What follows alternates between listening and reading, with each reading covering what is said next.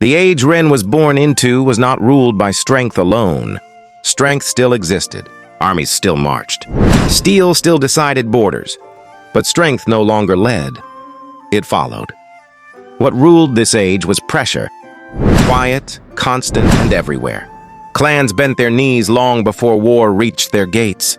They called it strategy. They called it survival. Warriors bent their loyalty toward gold, convincing themselves that coin weighed the same as honor, if it fed their families and kept them alive. Officials bent truth until it no longer resembled itself. They twisted words carefully, shaping lies that sounded reasonable enough to be accepted without question. Men stopped asking what was right. Right was dangerous. Right required resistance. Instead, they asked what was safest, what would keep them breathing, what would keep eyes away from their doors at night. And so the world grew quiet, not from peace, but from agreement.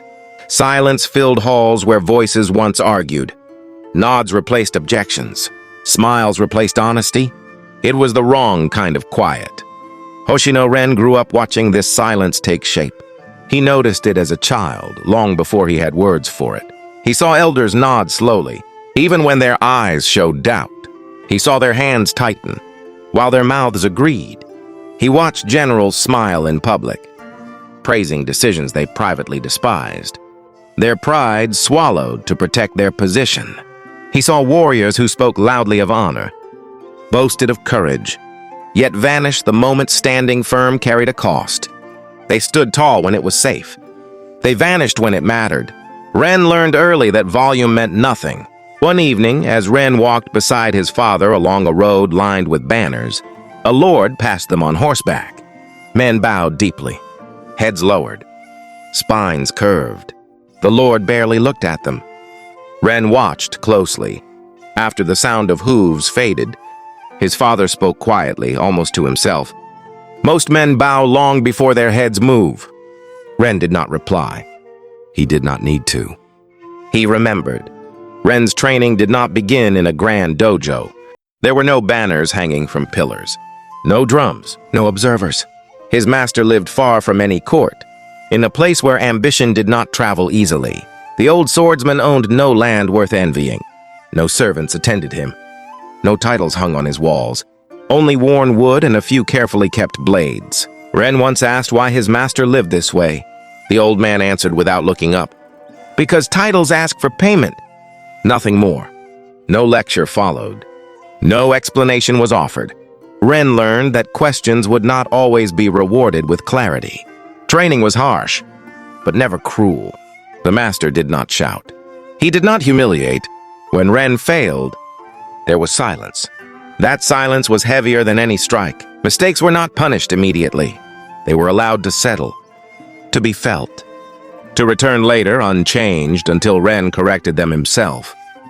Days blurred into months, sweat soaked into the earth. Calluses formed, ego thinned. One evening after training had ended, Ren sat across from his master as tea was prepared. The fire was low. The room was quiet. Ren spoke the question he had carried for years. Master, what is the purpose of strength? The old man did not answer immediately. He poured the tea carefully, watched the steam rise and disappear into the air. Only then did he speak. To remain yourself when the world demands a performance. Ren frowned slightly. The answer did not fit the swords in his hands, or the drills in his muscles. He did not argue. He did not ask again. He simply listened. And though he did not fully understand, those words stayed with him. Longer than any technique, longer than any lesson about killing. They waited. Years passed after the death of Ren's master. There was no ceremony, no inheritance, no final instruction, only absence. Ren left the mountain and entered the world quietly, as one steps into cold water without sudden movement. He lived simply. He worked as a sword for hire, but he chose his battles carefully. He defended villages that could not defend themselves, escorted the weak through dangerous roads, settled disputes where blood would have been the easier answer.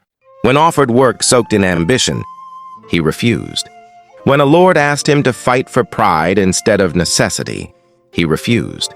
When a merchant asked him to remove a rival quietly, He refused. Ren learned early that violence is often rented to hide fear and greed. That refusal made his name travel, not loudly, not gloriously. It moved the way smoke moves, slowly and impossible to ignore. Some spoke his name with irritation, others with curiosity. Power noticed. One winter morning, when frost still clung to the earth, a messenger arrived. The man did not bow deeply. He did not smile. He carried a sealed order. Ren broke it open and read. He was summoned to the governor's hall. Not invited, not requested, summoned. Ren folded the paper carefully. He washed, dressed, prepared himself. He went without complaint, not because he feared the governor, but because avoiding power does not weaken it. It only allows it to stretch further. The governor's hall was vast and warm. Thick carpets softened footsteps. Golden light reflected from polished wood. Incense burned constantly, heavy enough to hide the smell beneath it. Fear has a scent. The governor sat elevated at the far end. His posture relaxed, his authority assumed.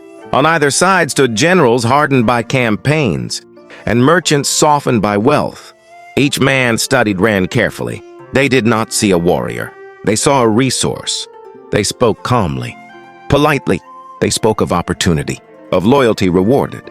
They spoke of how difficult it was to remain independent in such times. They spoke of comfort, as though it were wisdom. They promised land, fertile and protected. They promised gold, steady, unquestioned. They promised him a place among men who mattered. All Ren had to do was swear himself to them, to bend just enough. Ren listened. He did not interrupt. He did not react. When they finished, he remained still. Silence stretched. A general frowned, offended by the lack of gratitude. A merchant cleared his throat, impatient. Finally, the governor spoke. "Speak." Ren bowed, not in submission, not in fear, in courtesy. "I have listened," Ren said. His voice was calm, unmoved, "and I decline." The warmth in the hall disappeared. The incense continued to burn, but it could no longer hide what followed. The change was immediate. The warmth in the hall vanished, as if a door had been opened somewhere unseen. Soft words sharpened.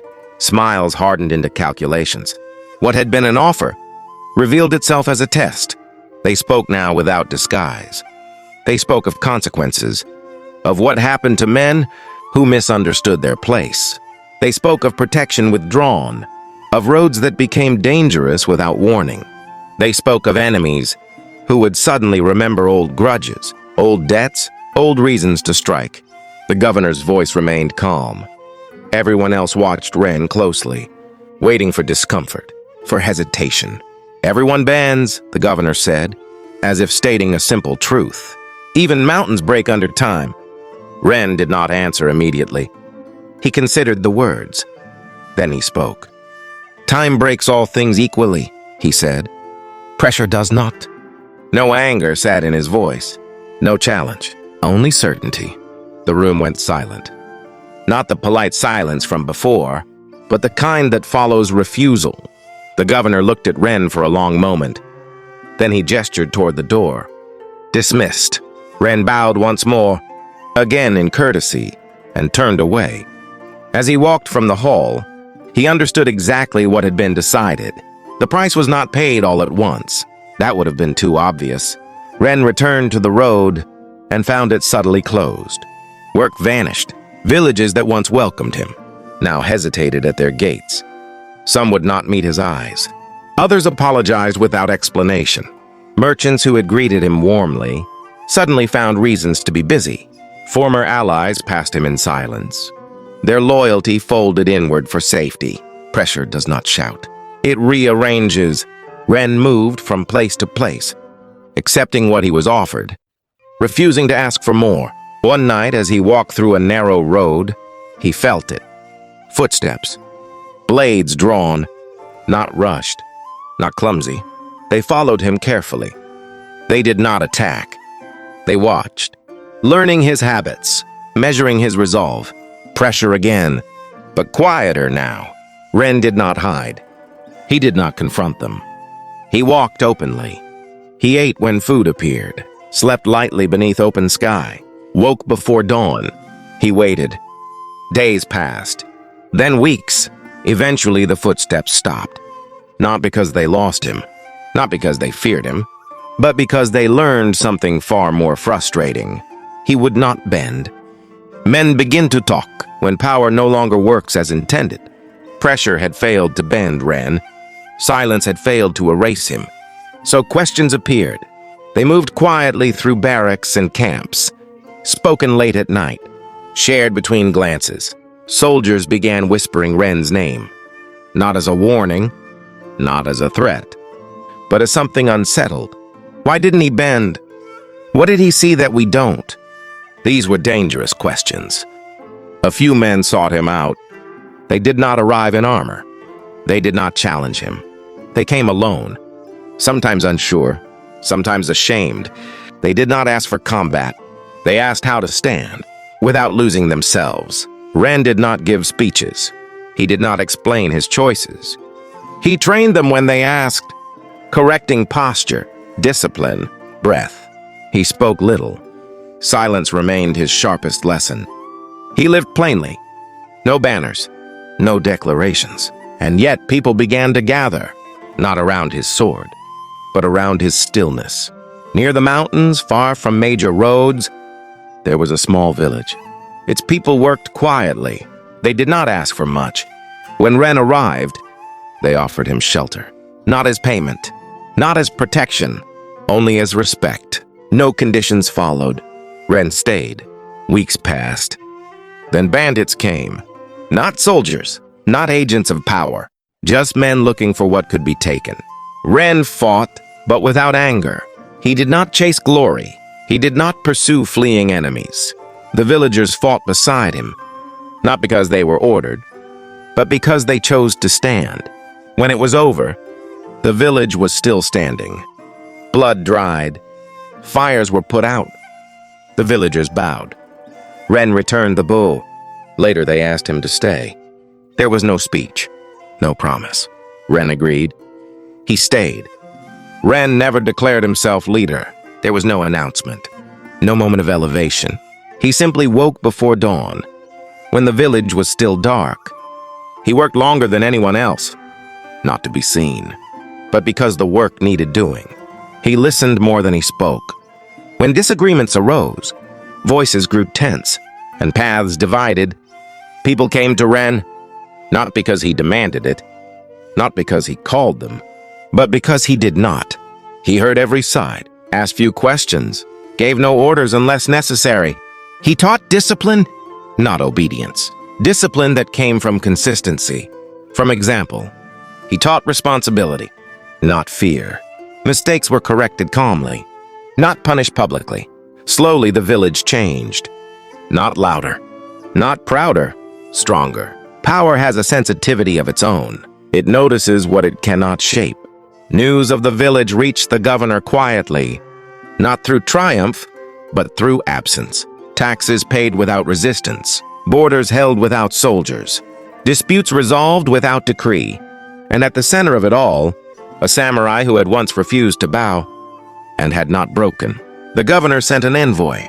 This time the tone was careful, respectful, no threats, no raised voices. The envoy spoke of alliance, of recognition, of authority made official, of banners that could protect what already stood.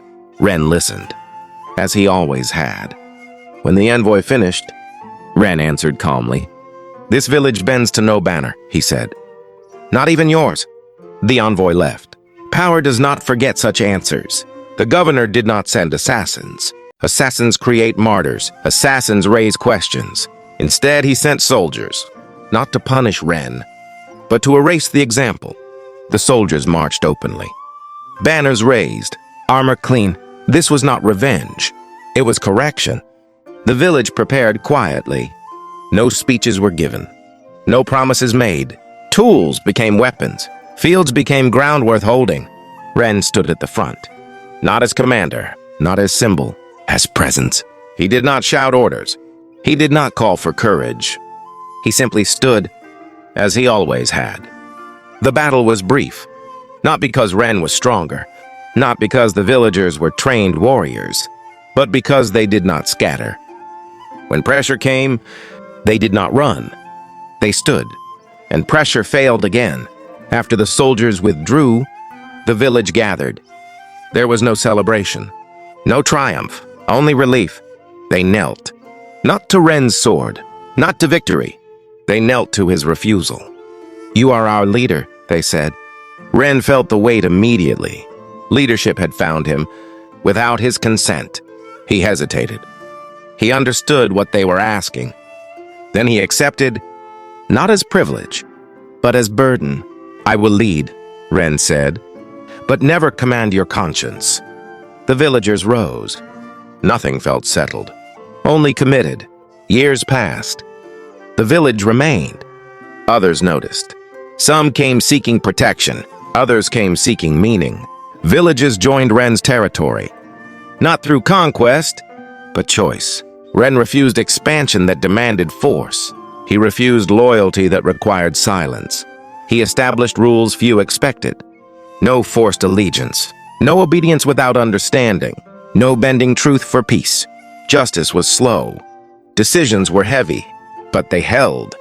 His territory grew small and unbreakable. Lords offered treaties. Ren declined those that required compromise of conscience. Gold was offered. Ren refused. He became known quietly as the man who could not be bought. In old age, pressure returned. Not with soldiers, with ceremony. Ren was invited, formally this time. He was offered a seat among lords, a legacy written by scribes, his name secured in history. They told him the world had changed, that his principles could now live safely. Inside power, Ren listened, then declined. He chose obscurity. He chose example over memory. The invitation was never repeated. When Ren died, there were no announcements. No statues were raised. No songs commissioned. Power does not celebrate what it cannot control, but his way spread quietly. Leaders who listened before they commanded. Warriors who stood when retreat was easier. Men who learned, too late or just in time, that pressure only works when the soul agrees to bend. Pressure never disappears. It only changes form. Sometimes it wears gold. Sometimes it wears fear.